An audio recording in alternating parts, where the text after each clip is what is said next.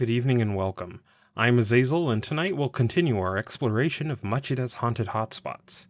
In this episode, we'll finish up in Honmachida at a park tied to a sensational and gruesome murder that dominated the Japanese news cycle some 15 years ago. Then we'll head to see if the ghosts bite at a haunted restaurant in Honmachida. Finally, we'll wrap things up with a relaxing stroll through a park where senicide is alleged to have taken place in Japan's ancient past. Today on Ghostly Japan.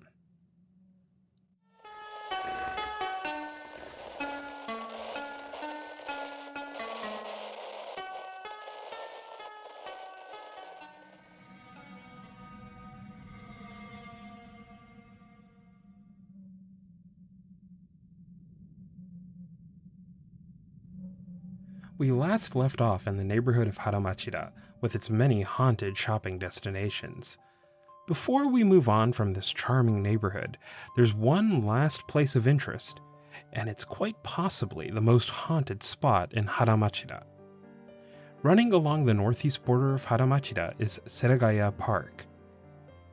Built in 1982, this delightful park boasts multiple sculptures with water features, ponds, babbling brooks, playgrounds, sports fields, flower gardens, cherry blossoms, and a graphics arts museum on the southern end of the park. In recent years, the park has also updated its manhole covers with Pokemon-themed ones as well. With all of this on offer, it's a little surprise that the park is popular with residents eager to soak up the greenery. But the park has a dark secret, for you see, as darkness falls, and the families pack up their belongings and head home for dinner, those brave enough to remain in the park after dark note that the atmosphere takes on a very different character. It is claimed that whispers can be heard at night in the vicinity of the smaller pond upstream from Obake. If you are brave or foolish enough to follow the sound of the whispers to their source coming from the two large rocks in the small pond, it is said that a ghostly face will emerge from amongst the rocks. It's claimed that these are the spirits of individuals who chose to come to the park to end their lives. About 15 years ago, the darker side of Serigaya Park was suddenly thrust into the national limelight, forever associating this peaceful park with a heinous and gruesome murder. The case in question is the Shinjuku Shibuya Elite Murder case, and the story starts in the early morning hours of December 16, 2006 in Nishi-Shinjuku. A commuter notifies the police that they saw what looked like part of a mannequin in a white trash bag sitting in the bushes beside the railroad tracks near the Tokyo Metropolitan Government Building. A police officer is dispatched to investigate and finds that this is no mannequin. What they find is the dismembered upper torso of a male body. The head and arms are missing, as is the entire lower half of the body. From the cut marks, a saw is deduced to have been used. The police estimate the age of the victim to be in their 20s or 30s, and that the time of death was between 1 and 3 days prior to the discovery. The police initially believe the victim is likely a foreigner, and the case is most likely a gang reprisal. Chinese organized crime is suspected.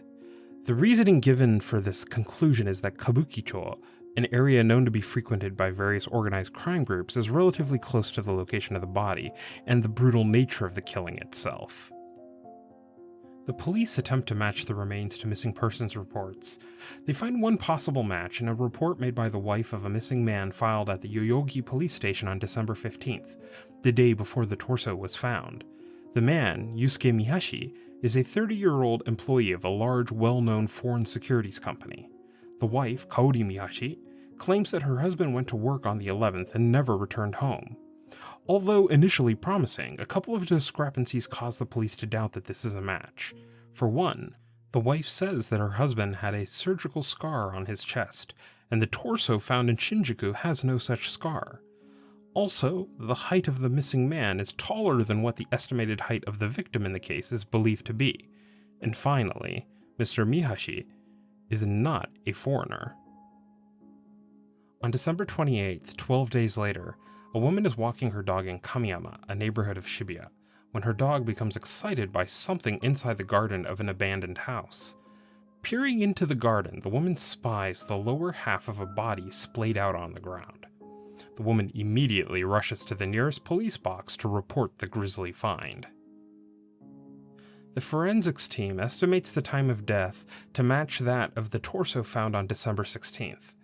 A DNA test confirms their suspicions that these are in fact of the same body. Further, the legs are longer than would be expected given the length of the torso. Given the new evidence, the height of the victim now matches the missing securities employee. The police decide to refocus their investigation on this lead and begin interviewing neighbors and other associates of the missing man. During these interviews, they discover that no one else in the man's life was aware of the prominent surgical scar on his chest. The police begin to become suspicious of the wife. They request and review security camera footage of the couple's apartment building. It is here that they find damning evidence when, contrary to what the wife had earlier stated, they see Yusuke Mihashi return home on the 11th on the security camera footage. The police arrest Kaori Mihashi on January 10, 2007, on suspicion of criminal abandonment of the corpse of her husband. Once in custody, Kaori Mihashi quickly confesses to the murder, dismemberment, and dumping of her husband's remains. Kaori and Yusuke met in November of 2002 and began living together in December, only a month later. By March of 2003, Kaori had become pregnant and the couple decided to get married. Sometime shortly after the wedding, Kaori decided to have an abortion. The reasoning given being that she felt raising a child would be too great a financial strain for the couple since her husband was only working part-time at a law firm at this time. The couple's relationship deteriorated only a few short months after their wedding. Kaori alleged that she soon became the victim of domestic violence from her newlywed husband. Kaori would further allege that she suffered from PTSD, and the records show that she did on occasion spend time at a women's shelter over the ensuing years.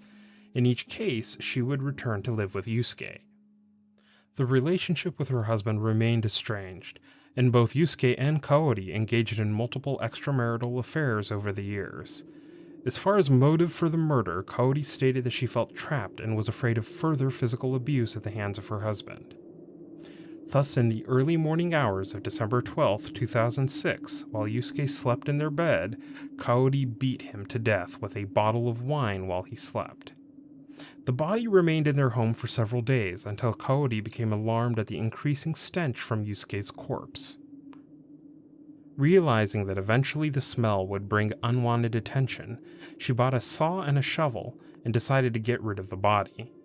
She sawed Yusuke's body apart in their home and then packed the torso, lower body, and head separately in different plastic bags. She then called for a taxicab to dump the body parts. While driving through Shinjuku, the taxi driver remarked on the offensive odor coming from the luggage she had stuffed Yusuke into.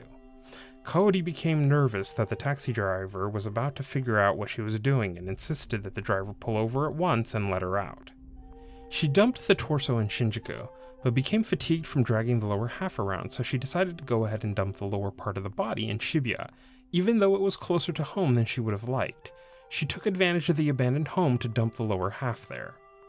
For reasons not made entirely clear, she then got on a train and rode all the way out to Honmachida, and walked to Serigaya Park, where she buried the severed head of Yusuke in a shallow hole she dug in the park. When questioned what she did with the arms of Yusuke, she stated that she threw them away in the regular garbage at home. The arms were never found. After cleaning up the mess from the butchering of her husband's body, she engaged a contractor to perform a full remodeling of the interior of the apartment in a bid to further cleanse the interior of any trace of what had occurred. The case became a media frenzy in Japan. The gruesome nature of the disposal of the body was unusual enough, but the status of the husband's job being a high-income earner, coupled with the neighborhood the couple lived in having a reputation for being popular amongst the social elite of Tokyo, earned the case the nickname of the Elite Dismemberment Murder. Media interviews with their neighbors painted a disturbed picture of the troubled couple.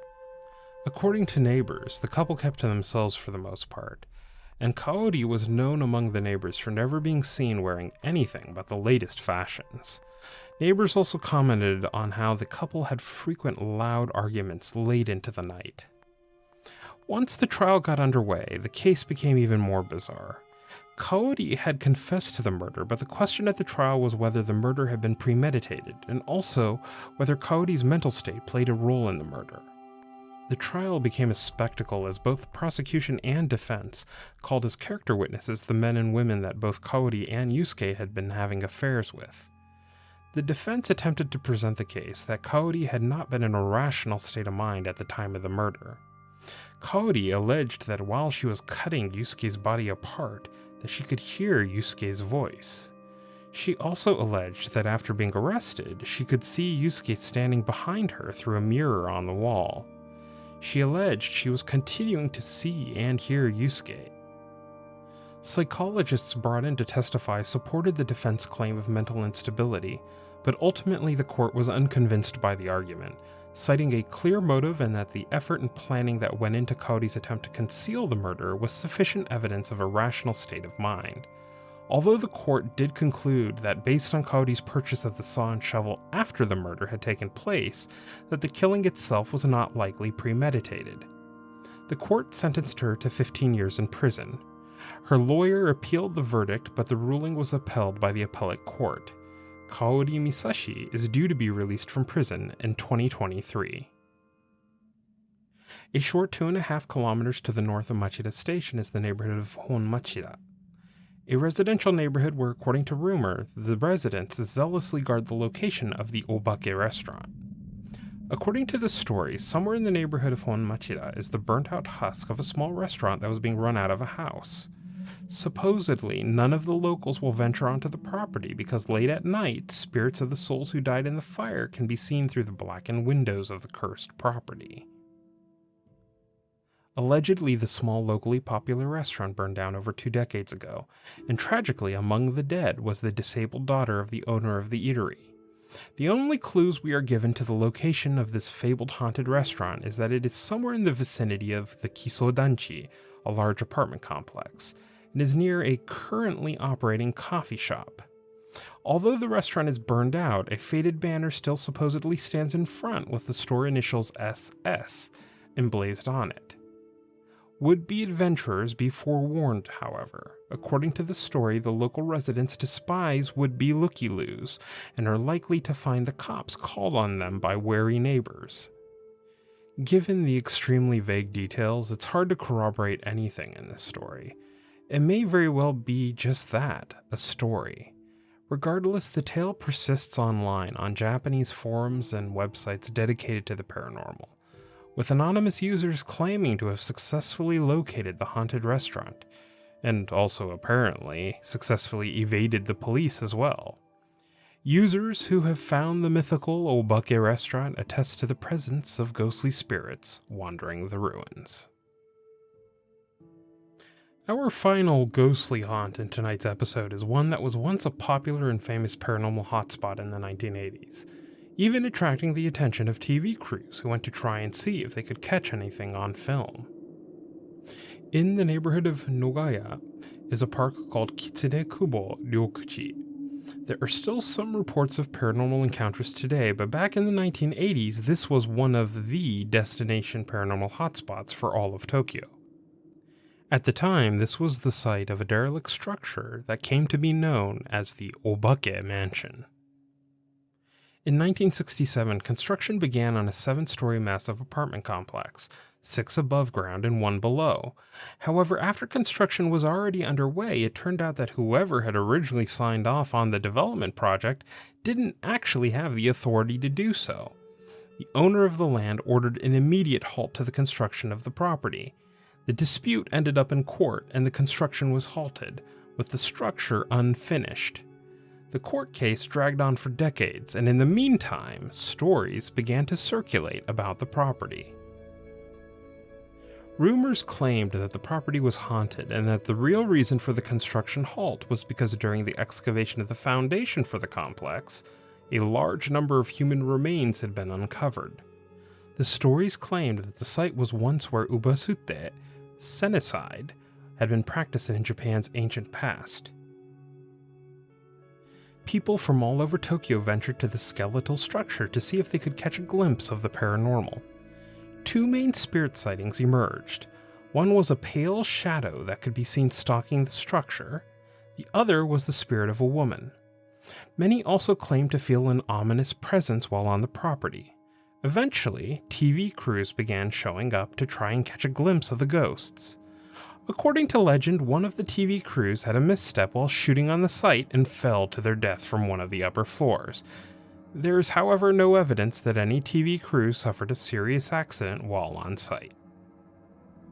The 1972 Kamen Rider film Kamen Rider vs. the Ambassador from Hell shot a scene on the site, where they had the helicopter land on top of the structure.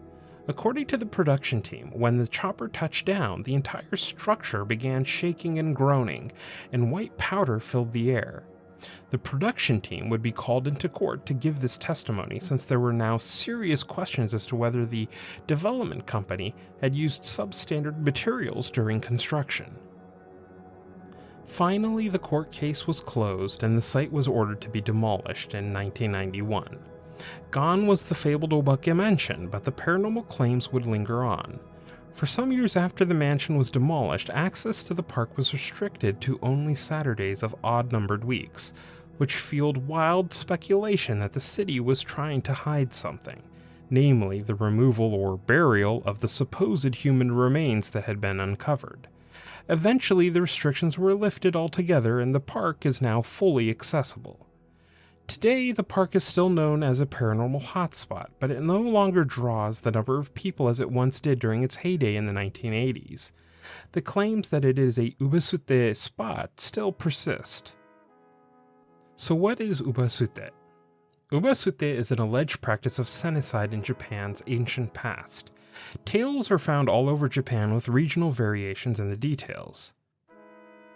According to the legend, at an unspecified point in Japan's prehistory, local rulers once decreed that after a certain age, usually 60, subjects were to take their elderly parents who had reached the given age out to an ubasute spot in the mountains or deep forests. There they would either throw their elderly parent to their death off the mountain or simply leave them there to die.